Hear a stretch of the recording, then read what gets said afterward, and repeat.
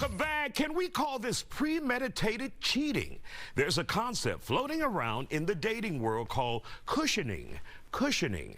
It's another way of saying someone has another person in mind in case their relationship bites the dust. Or, to put it simply, having a plan B. Dr. Angela Jones is back here on The Factor to talk about cushioning. A lot of people, they're sitting around on cushions and they're getting prepared for it. You know, I feel like this is such a cute term, you know, but it's a cute new term for an old school thing that has been happening for decades. And you and I have talked about it. We've talked about cheating in the mind. It is cheating in the mind, but the difference with cushioning is that you're kind of enacting in it already.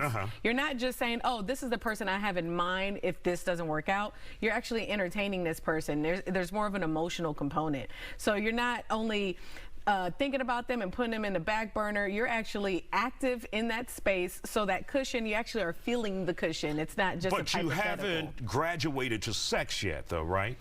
Technically, no. That's not what cushioning is saying. It's saying like you have invested in this person emotionally, you're putting in time with this person, because in order for this person to be a cushion or a back burner, you have to invest time.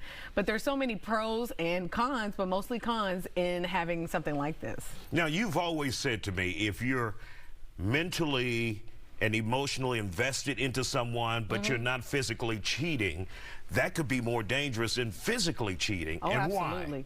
Well, because that's where our connection lies. I mean, when we connect with someone, even when we meet them and we're just talking with them, the thing that gravitates you to someone is that emotional connection. When you feel like you have a commonality, or they're listening to you, or they're fulfilling a need that you have needed and that you have a gap, it just makes you feel seen. It makes you feel whole. So yeah, emotional cheating is very dangerous. I mean, physical cheating is dangerous too, but a lot of people are able to cut that off and just keep it in an emotional state. But when it comes to emotions, there's no fine line. It's a very gray thing. You can't fight that, being the other partner. You can't fight the feeling. And so what if you find out your partner is constantly thinking about somebody else? How do you even deal with that? Can you deal with that? I mean, you have to, you deal with it like infidelity. It's cheating, you know, at the end of the day. So even though they're putting this nice new frame, but you know they're going to say, look, I didn't do anything physically. Right. We didn't have sex. That's the argument, right? But if you know well enough that an emotional connection is dangerous, but unfortunately, you can manipulate the relationship in regards to like convincing your partner that it's not that bad. Oh, she's just an employee, you know, somebody I work with. Oh, I knew her in high school. It's not a big deal. We're just friends.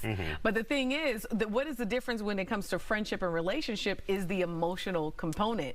You feel about that person differently, but the information that you're giving them, that's something that you can't put a price on. If you have this person constantly defending their cushioning partner, is there, I mean, there's nothing you can do, really. There's nothing. You have to ask yourself, what am I going to do? You try to tell them to stop. Hey, I don't feel comfortable. And if they don't stop, then you have to remove yourself from the situation. Otherwise, you're complacent in it as well. So at the end of the day, if you actually find out they have a plan B, that means they're not putting in something in plan A, which is you.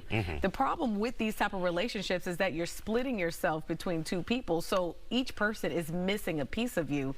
And how can you fully invest or fully be yourself with either one of them? So, I mean, it's a very complicated relationship, but it's not a new kind of relationship. This is something that has been happening since the beginning of time. All right, Dr. Angela Jones, always good to see you, always great advice. And, of course, we'll see you next week.